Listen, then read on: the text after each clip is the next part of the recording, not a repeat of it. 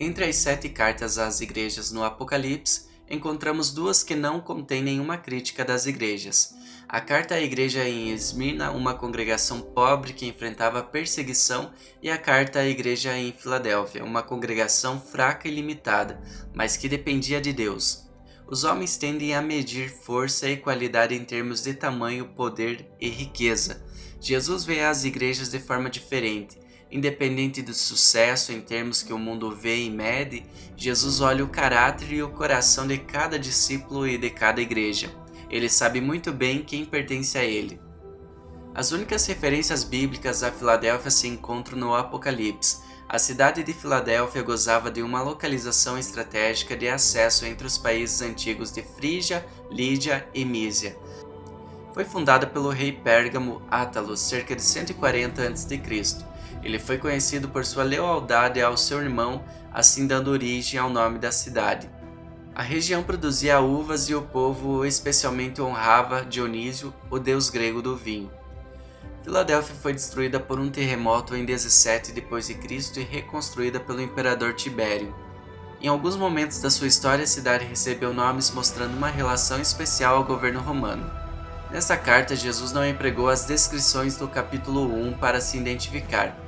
Ele afirma ser o santo e o verdadeiro. São características divinas. A santidade é uma das qualidades principais de Deus. Ninguém é igual ao santo Deus. A palavra verdadeiro é usada frequentemente no Novo Testamento, especialmente nos livros de João. Aquele que tem a chave de Davi, que abre e ninguém fechará, que fecha e ninguém abrirá. Esta linguagem vem de Isaías, onde a autoridade sobre Jerusalém e sobre Judá é transferida a Eliaquim. A chave representa autoridade e poder. Jesus, como descendente real de Davi, controla o acesso ao reino de Deus. Ele abre e ninguém é capaz de fechar. Ele fecha e ninguém consegue abrir. A carta segue dizendo: "Conheço as tuas obras". Como afirma todas as cartas, Jesus conhece de primeira mão as obras dos cristãos em Filadélfia. Tenho posto diante de ti uma porta aberta, a qual ninguém pode fechar. Antes de falar sobre as obras deles, Jesus já oferece encorajamento a esses discípulos. Mesmo sendo servos fiéis, eles se sentiram fracos e talvez incapazes de cumprir bem seus deveres ao Senhor. Portas abertas representam acesso e oportunidades. Deus abre a porta da fé quando oferece o Evangelho aos homens, assim lhes dando acesso à comunhão com Ele. Abre portas de trabalho para seus servos divulgarem a palavra. Aqui ele não fala especificadamente da natureza das oportunidades dadas aos discípulos em Filadélfia, mas garante que as portas ficarão abertas. Hoje, quando Deus abre portas, dá oportunidade para nós. Devemos aproveitá-las. Fraqueza nem sempre sugere pecado. Jesus não condena esta igreja por nenhum erro, mas diz que ela tinha pouca força. Pode ser que fossem poucos em número ou de outra maneira limitados em capacidade. Quando reconhecemos as nossas próprias limitações e fraquezas, devemos confiar mais em Deus e depender de sua força. Entretanto, guardaste a minha palavra e não negaste o meu nome.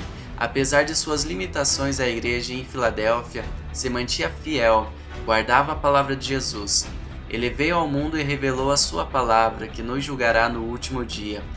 A carta também descreve a sinagoga de Satanás. Havia uma sinagoga de Satanás, uma congregação de falsos judeus, também em Esmirna. Sabemos do livro de Atos que as primeiras perseguições da igreja, tanto em Jerusalém como na Ásia, foram feitas por judeus. A igreja em Filadélfia sofreu por causa desses falsos judeus. Eis que os farei vir e prostrar-se aos teus pés e conhecer que eu te amei. Apesar de serem fracos, os discípulos em Filadélfia ficaram ao lado do vencedor. Seriam exaltados acima dos seus inimigos. Os servos fiéis e vitoriosos podem reinar com Cristo sobre as nações, mas a glória e a adoração ainda pertencem totalmente ao Senhor. Esta honra serviria de prova do amor de Jesus para com seus seguidores. Os falsos judeus os odiavam, mas o Senhor, o Cristo, os amava. Porque guardaste a palavra da minha perseverança, não desistiram. Eu te guardarei da hora da provação que há de vir sobre o mundo inteiro, para experimentar os que habitam sobre a terra. Os discípulos em Filadélfia seriam guardados num período de provação que afligiria o mundo. Pode ser uma referência à perseguição que começou no reinado de Domiciano e que causou terrível sofrimento e a morte de centenas de milhares de pessoas. Independente da natureza específica dessa provação, Jesus prometeu proteção. Ainda precisariam conservar o que tinham. Venho sem demora. A vinda de Jesus traria alívio para os servos que sofriam pelo nome dele, e castigo terrível para os perseguidores e imundos. Para a maioria em Sardes seria um dia de angústia, para os cristãos em Filadélfia seria um dia de alívio. Verso 11 diz: conserva o que tens, para que ninguém tome a tua coroa. Depois de tudo que Jesus fez e prometeu, os cristãos em Filadélfia ainda teriam que fazer a sua parte. Ainda enfrentariam tentações e correriam o risco de perder tudo que haviam alcançado. Mesmo os servos mais fiéis precisam vigiar e permanecer fiéis até o fim. Ao vencedor faloei coluna no santuário do meu Deus. As colunas de Filadélfia racharam e caíram no terremoto algumas décadas antes, mas as colunas no verdadeiro templo de Deus jamais seriam destruídas. Estas não são de pedra, são colunas vivas e firmes. Jesus não fala somente de líderes nas igrejas, mas de todos os vencedores fiéis. Os discípulos do Senhor são, ao mesmo tempo, pedras vivas e sacerdotes. Os vencedores permanecerão no templo para sempre e gozarão comunhão eterna com Deus. Várias descrições mostram a posição privilegiada do vencedor. Nomes gravados sugerem posse. O vencedor pertence a Deus. Ele faz parte do povo de propriedade exclusiva de Deus.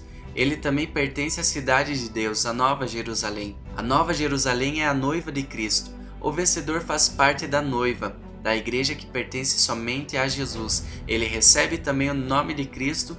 Jesus confessará abertamente os nomes dos seus servos. Quem tem ouvidos ouça. Jesus viria logo para castigar e salvar. É importante ouvir essa mensagem e estar preparado. Contudo, entendemos que Jesus julga por critério diferente do nosso. Ele pode ver uma igreja pobre ou fraca como uma congregação fiel, dedicada e perseverante. Ao invés de tentar impressionar os homens, devemos nos dedicar ao desenvolvimento do caráter que agrada a Deus.